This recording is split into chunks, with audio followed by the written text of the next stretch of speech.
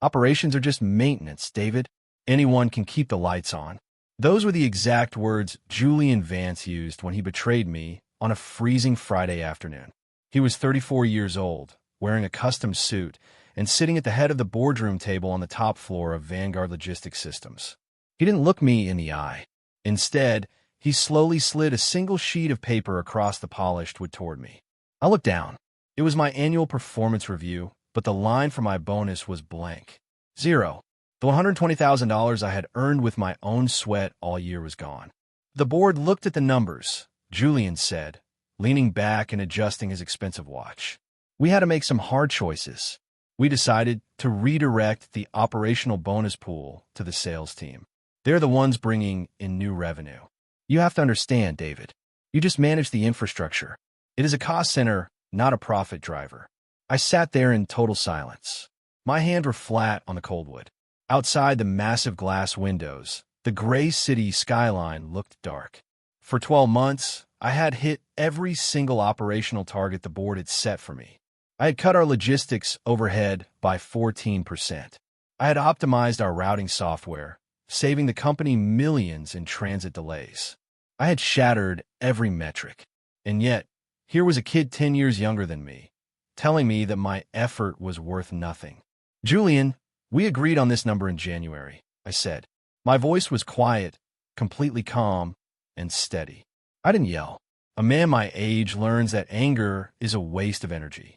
The logistics division carried this company through the supply chain crisis this summer. Julian gave a small, condescending smile. He waved his hand dismissively, as if my 15 years of loyalty were nothing more than an annoyance.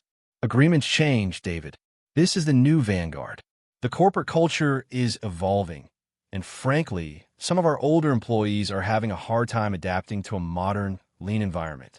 I need people who are hungry, not people who just expect a payout for doing their basic job. You still have your base salary. You should be grateful. The disrespect stung worse than the financial loss. It was a calculated slap in the face. He wanted me to break. He wanted me to argue, so he could have an excuse to push me out. Through the glass walls, I could see my team working at their desks, completely unaware that their leader was being stripped of his dignity by a guy who had never spent a single night tracking a lost cargo vessel. I picked up the paper, folded it neatly, and slid it into the inside pocket of my jacket. I stood up and looked down at Julian. He was already looking at his phone, completely done with me. Understand completely, Julian, I said softly. He didn't look up. Good. Have a good weekend, David. I turned and walked out of the glass room. Julian thought he had won a minor corporate negotiation. He thought he had saved the company a bit of cash. He had absolutely no idea that he had just signed the death warrant for Vanguard Logistics Systems. My name is David Mitchell. I am 48 years old, and for 15 years, I have been the invisible engine inside Vanguard Logistics Systems. When you order a product from a major retailer, or when a massive container ship docks at a port, you don't think about the software that tells the trucks where to go. You don't think about the code that coordinates thousands of delivery routes across the country every single hour. But I do. That is my world.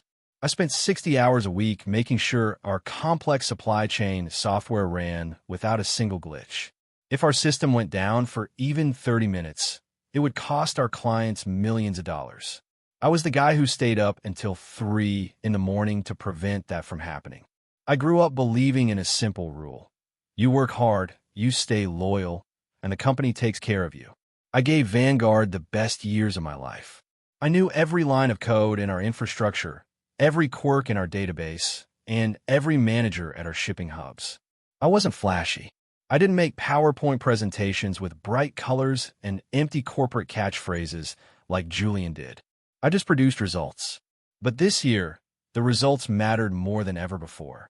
My life outside the office wasn't as stable as my systems. My daughter, Lily, had just started her second year of college.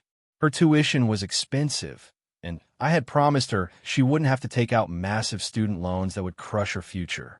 On top of that, my wife had faced a serious health scare earlier in the spring. The medical bills after her surgery had piled up quickly, stretching our savings to the absolute limit. That $120,000 bonus wasn't extra play money. It was our family safety net. It was the money that was supposed to clear our debt and keep my daughter in school. I had earned every single penny of it through sleepless nights and pure dedication. What Julian completely failed to realize in his arrogance was that my value wasn't just hidden inside our server rooms. It was tied directly to our revenue. Over my 15 years at Vanguard, I hadn't just managed computers. I had built deep, personal relationships with the people who actually paid our bills. Specifically, I held the absolute trust of our 5 largest enterprise clients. These 5 massive corporations kept Vanguard alive. They represented 80% of our total annual business. These weren't just names on a spreadsheet to me. I knew the supply chain directors by their first names. I had saved their businesses from major disasters multiple times. When a massive hurricane threatened to strand a fleet of cargo trucks 3 years ago, I stayed in the office for 48 hours straight, manually rerouting their shipments to safety. They didn't trust Vanguard because of Julian's slick marketing or the company logo. They trusted Vanguard because they trusted me. They knew that if David Mitchell gave his word, the cargo would arrive on time. Julian and his new board of directors looked at me and only saw an older guy with graying hair at a desk. They looked at my division and saw a big number on the expense sheet that they wanted to cut, so they could make themselves look good to the investors. They thought they could just download my knowledge, hand it to a younger, cheaper employee, and keep moving forward without a hitch. They truly believed that operations were automated and that human loyalty didn't matter anymore. As I walked down the long hallway toward the elevators that Friday afternoon, the heavy weight of sadness lifted. It was replaced by a cold, sharp clarity. The rules had changed. Vanguard had broken their promise to me, which meant I was completely free from any obligation to them. I was done protecting a system that was actively trying to destroy my family's security. They wanted a leaner, colder company. Over the weekend, I was going to give them exactly what they asked for. To really understand why I did what I did, you have to look at the 6 months leading up to that Friday afternoon. The rot inside Vanguard Logistics didn't start with a bonus meeting. It started the day Julian Vance took over as CEO and brought in a younger guy named Chad to shadow me. Chad was 28 years old. He had a brand new MBA from expensive school, wore shiny loafers with no socks, and spoke entirely in empty corporate buzzwords. Julian told me Chad was there to learn the operational side of the business. The reality was much uglier. Chad was being groomed to replace me. I remember the day I accidentally saw the company payroll sheet on our shared server. Chad's starting base salary was $20,000 higher than what I was making after 15 years of loyal service. When I saw that number, something inside my chest went cold. I had built the entire infrastructure from the ground up, yet a kid who couldn't even explain what a database load balancer did was worth more to Julian than I was. But I didn't say a word. I kept my head down and continued doing my job, believing my results would speak for themselves. Instead, Julian used every single weekly management meeting to chip away at my authority. Whenever I brought up real operational risks, Julian would cut me off mid-sentence. He would turn to Chad in front of the entire staff and say, "Let's hear what the new generation thinks." David's view is a bit legacy. We need modern, agile perspectives. Chad would smile, adjust his glasses, and suggest something completely impossible that sounded good on a PowerPoint slide. The rest of the staff would nod because they were terrified of Julian, while I sat there, publicly humiliated week after week. The real danger started when Chad began talking directly to our major clients without consulting me. 3 months ago, Chad wanted to impress our absolute biggest account, Global Freight Corporation. He promised their supply chain director that Vanguard could handle a 40% increase in their holiday shipping volume without increasing their baseline fees. It was a completely reckless promise. Our existing server infrastructure simply could not process that amount of data tracking simultaneously. If the system overloaded, Global Freight's entire shipping network would freeze, costing them millions of dollars an hour. When I found out about Chad's promise, I went straight to Julian's office. I explained the technical limits clearly and simply. I told him the system would crash. Julian didn't care. He told me I was just being negative and that I needed to be a team player. So I did what I always did. I protected the company. I spent 3 entire weekends locked in my office, surviving on cold coffee and fast food. I manually rewrote thousands of lines of legacy code and optimized our data pipelines to handle the massive surge. I worked myself to the point of pure exhaustion just to make sure Chad didn't look like an idiot and Vanguard didn't lose its biggest client. When the holiday rush came, the system held together perfectly. Global Freight was thrilled. Do you know what Julian did? He called a company-wide meeting and threw a massive party. He stood on a chair, raised a glass of champagne, and publicly praised Chad for his incredible vision and leadership. My name wasn't mentioned once. I sat in the back row, rubbing my tired eyes, watching Chad take the credit for the miracle I had built with my bare hands. That was the exact moment the seed was planted. I realized I was acting as a human shield for arrogant people who despised me. I was using my deep expertise to hide Chad's absolute incompetence and protect Julian's reputation. I was keeping the lights on for a kingdom that wanted me dead. As I sat in that meeting, watching them laugh and celebrate my silent sacrifice, I made a promise to myself. I would never protect them again.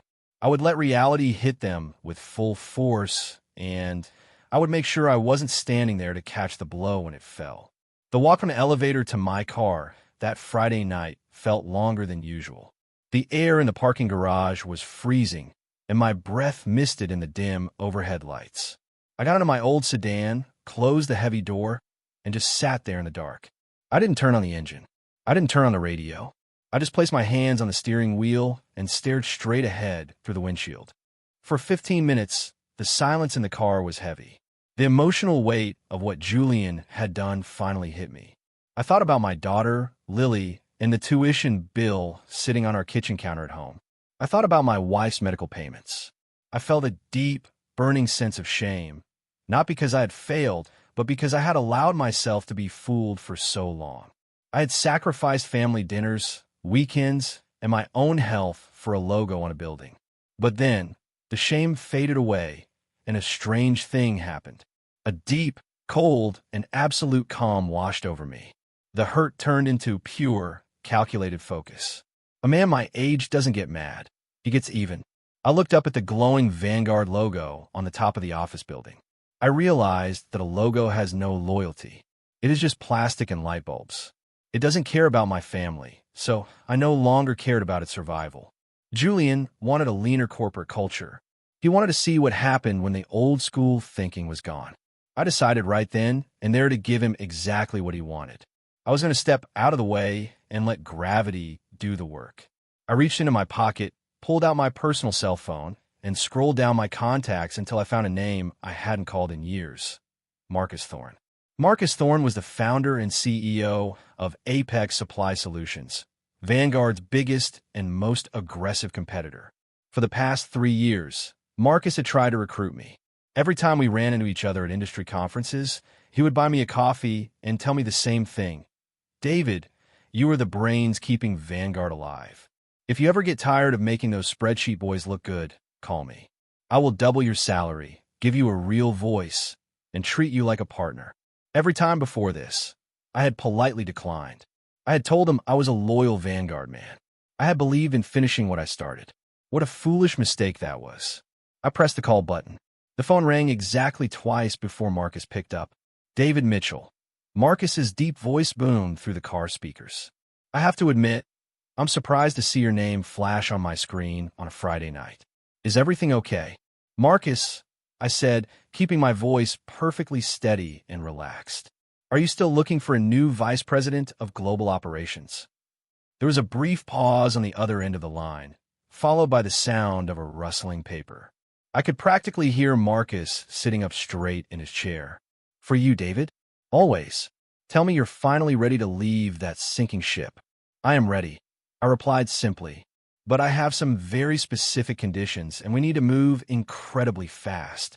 I cannot wait until next week. It has to be settled before the doors open on Monday morning. Marcus didn't hesitate for a single second. Name a place, David. I'll be there. There's a quiet diner called the Silver Anchor, just off Route 9, about 30 miles outside the city, I said. It's completely isolated. No one from our industry goes there. Meet me tomorrow morning at exactly 7 o'clock. Bring your legal counsel and a standard executive contract. If we can agree on the terms, I will sign the paperwork on the spot. I will be there at 6:30, Marcus said, his voice filled with intense focus. Good night, David. Your life is about to change. I hung up the phone. I finally turned the key in the ignition, and the car engine roared to life. As I drove out of the dark parking garage and into the city traffic, the heavy weight that had been crushing my chest for months was completely gone. I felt incredibly light. I knew that by Monday morning, the entire balance of power in our industry was going to shift, and Julian Vance would finally learn exactly how much it cost to keep the lights on. The Silver Anchor Diner was quiet on Saturday morning. The smell of fresh coffee and fried bacon filled the air. I sat in a corner booth, watching the cold rain beat against the window. At exactly 6:30, the front door opened, and Marcus Thorne walked in. He didn't look like Julian. He didn't wear a shiny designer suit just to look important. Marcus was 52 years old, wore a simple leather jacket, and had spent 20 years working his way up from driving delivery trucks to running Apex Supply Solutions. He saw me, smiled, and walked over with a thick leather folder under his arm. With him was a quiet, sharp-looking man in a gray suit, his top corporate lawyer. David, Marcus said, giving me a firm, strong handshake. It is damn good to see you. We didn't waste time on small talk. Marcus knew why I was there. I told him everything that happened on Friday afternoon. I told him how Julian had taken my bonus and handed it to the sales team, and how he had called my 15 years of hard work just basic maintenance. Marcus listened in absolute silence. His face went hard, and he shook his head in disbelief. Julian is a fool, Marcus said quietly. He thinks business is just numbers on a screen. He doesn't understand that networks don't run themselves. People run them. Trust runs them. I won't make that mistake, David. Here is what I am offering you. His lawyer opened the leather folder and slid a neat contract across the table. I looked at the numbers. Marcus wasn't just offering me a job. He was offering me real respect. The base salary was $250,000 a year, nearly double what I made at Vanguard. But the real surprise was at the bottom. A guaranteed $200,000 sign-on bonus, paid directly into my account on Monday morning. On top of that, the contract included a 3% equity stake in Apex. I would own a piece of the company I was helping to build. This is more than fair, Marcus, I said, looking him in the eyes. You are worth every penny, David, he replied. And I know you're going to bring the magic with you. I picked up the lawyer's pen and signed my name at the bottom of the page. Just like that, I was the new vice president of global operations for Apex Supply Solutions. But signing the contract was only the first part of my weekend plan. The real masterstroke began on Saturday night and carried into Sunday morning. I didn't spend my weekend packing boxes.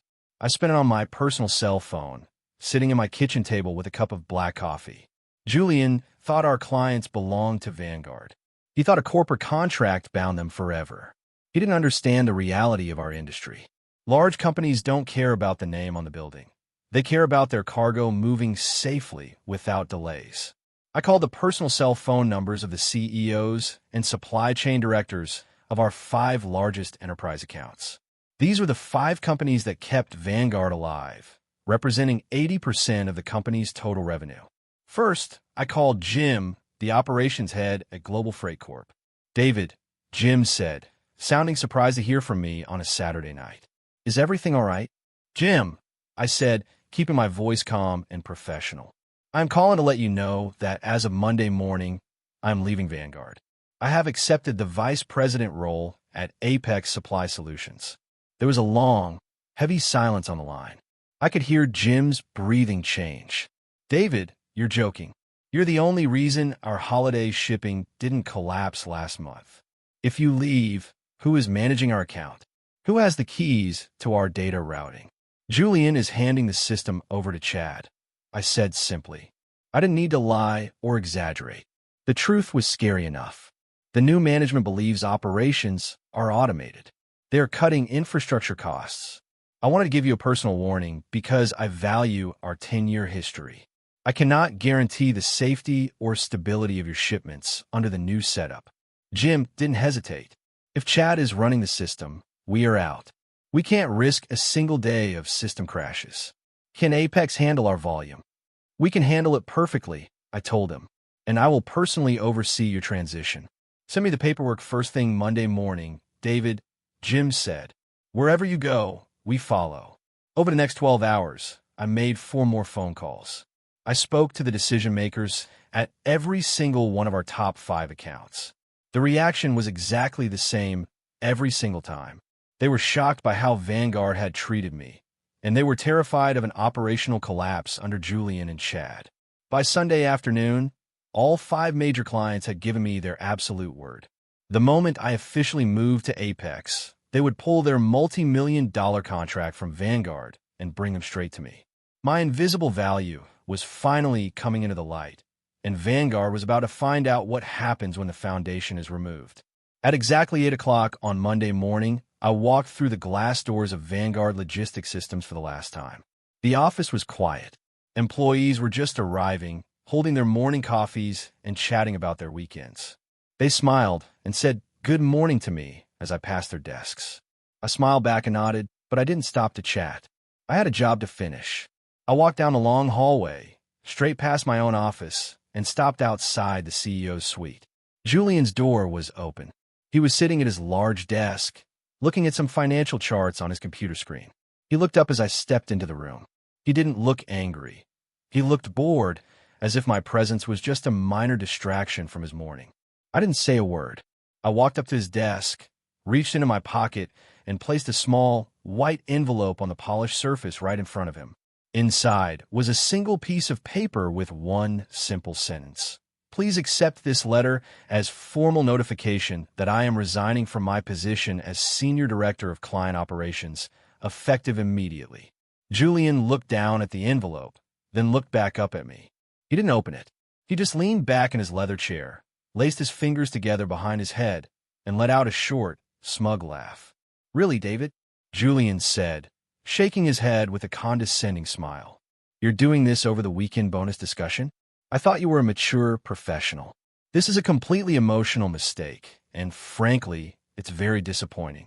You're throwing away 15 years of history because your feelings are hurt. I kept my hands at my sides. I stood perfectly straight, my expression completely neutral. I felt absolutely no anger. When you know you hold all the cards, you don't feel the need to argue. You just watch the game play out.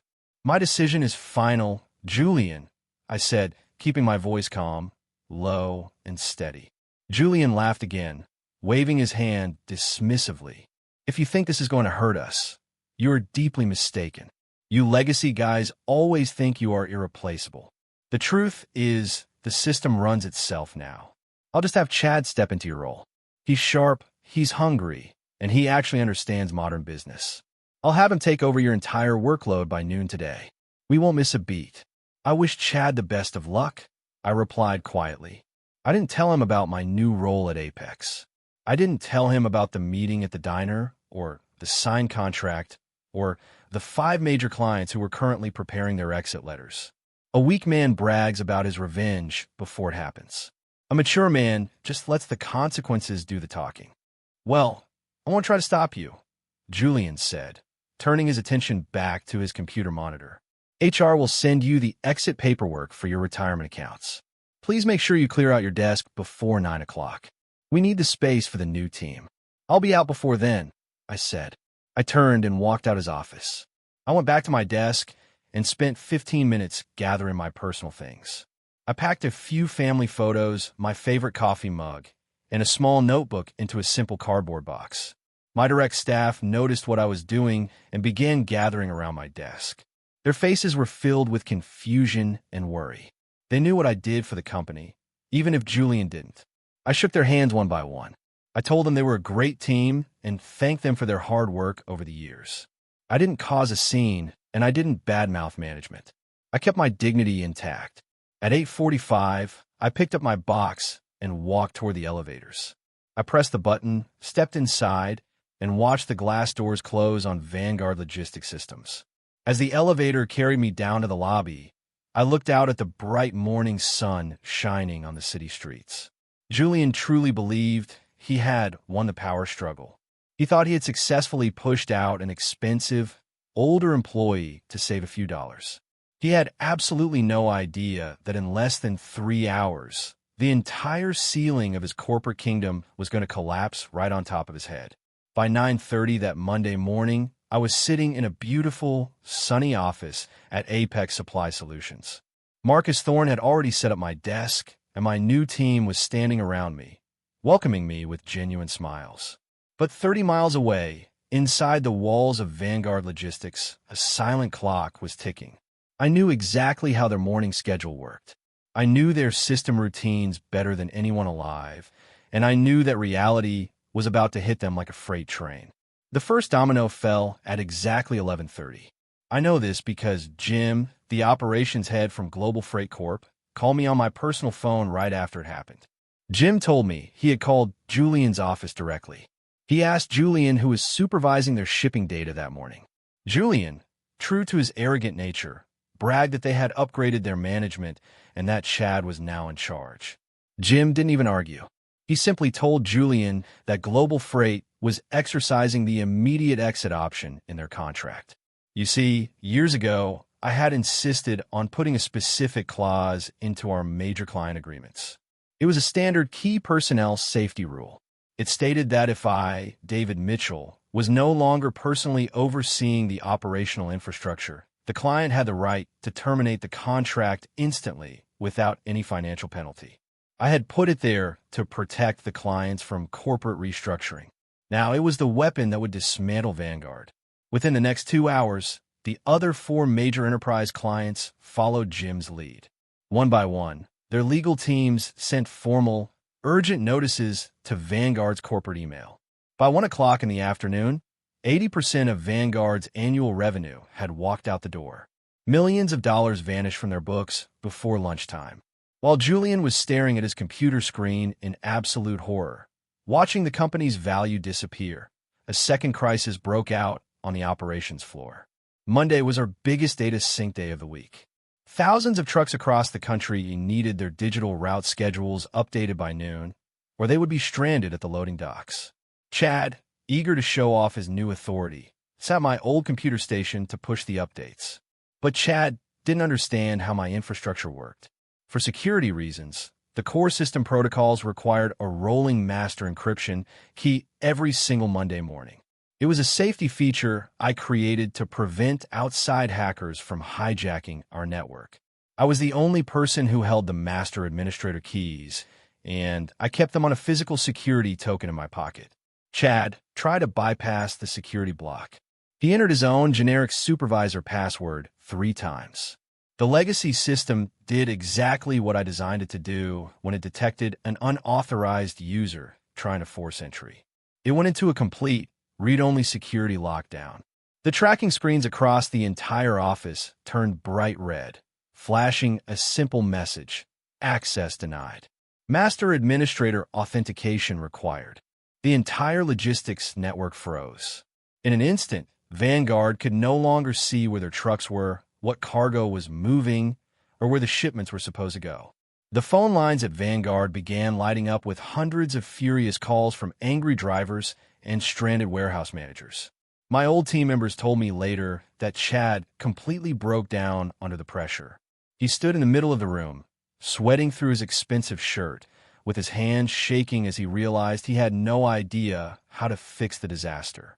Julian ran down from his top-floor office, screaming at the staff, demanding that someone clear the error screen. But no one could. The infrastructure they had called basic maintenance was completely dead without its architect. At 2:15, my personal cell phone began to vibrate on my new desk at Apex. The screen showed Julian's direct office number. I didn't answer it. I just watched it ring until it went to voicemail. 30 seconds later, it rang again. Then a third time. Julian was frantic, trapped in a burning corporate building of his own making, begging for a lifeline from a man he had disrespected just a few hours before. I picked up my phone, turned the volume completely down, and placed it face down on the desk. The silence in my new office was beautiful. 2 months have passed since that fateful Monday morning, and I am currently sitting in my spacious, modern office at Apex Supply Solutions. Through my large glass window, I can see our operations floor. It is a bright, energetic space filled with people who smile, collaborate, and treat each other with genuine professional courtesy. Marcus Thorne walks by my door, gives me a respectful nod, and holds up his coffee mug. There are no empty corporate buzzwords here. There are no arrogant executives trying to make themselves look important by tearing down the people who do the actual work. My life outside the office has completely transformed. On my first morning at Apex, the guaranteed $200,000 sign-on bonus hit my bank account. The very first thing I did was write a check to fully cover my daughter Lily's college tuition for the rest of her 4 years. She will graduate completely debt-free, with her future wide open. The rest of the money cleared every single dollar of my wife's remaining medical bills, leaving our family with a massive financial safety net. The heavy weight that had been pressing down on my chest for the last year is completely gone. I can sleep peacefully at night, knowing my family is safe and secure. Meanwhile, the corporate world has delivered its own final, realistic justice to Vanguard logistics systems.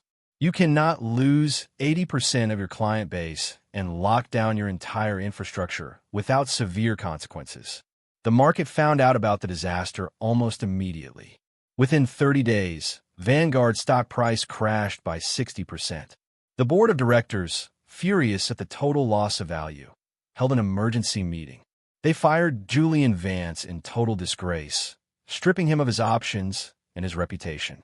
Chad was instantly removed from his management role and demoted to a low-level data entry position, where he now reports to one of my former assistants. Yesterday afternoon, as I was finishing up my weekly reports, a notification popped up on my phone. It was a private message on LinkedIn from Julian Vance. I opened it out of pure curiosity. The message was long, and the tone was completely different from the arrogant kid who had slid that blank bonus sheet across the table. He was begging me. He wrote about how his career was ruined, how no other logistics firm would hire him, and how he needed me to write him a professional recommendation or take a quick consulting call to help him understand where he went wrong. He actually asked me for a personal favor. I sat there and stared at the screen for a moment, remembering the cold Friday afternoon when he told me I should be grateful just to have a base salary. I remembered how he had dismissed my 15 years of sweat and loyalty as nothing more than basic maintenance. I didn't feel angry. I didn't feel the need to type a mean reply or gloat about my success. A mature man doesn't waste his words on people who only value him when their own house is on fire. I simply moved my mouse, clicked the delete button, and cleared the message from my inbox without typing a single word. If my story leaves you with any lesson, let it be this. Never mistake an experienced man's patience for weakness. A quiet professional will bear a lot of weight, and he will protect a system for a long time out of sheer pride in his craft. But the moment you disrespect his dignity and threaten his family's security, the rules change. Never give your absolute loyalty to a corporate logo that only views you as an expense on a spreadsheet, because at the end of the day, a company is just plastic and wires. It is the people who keep the lights on,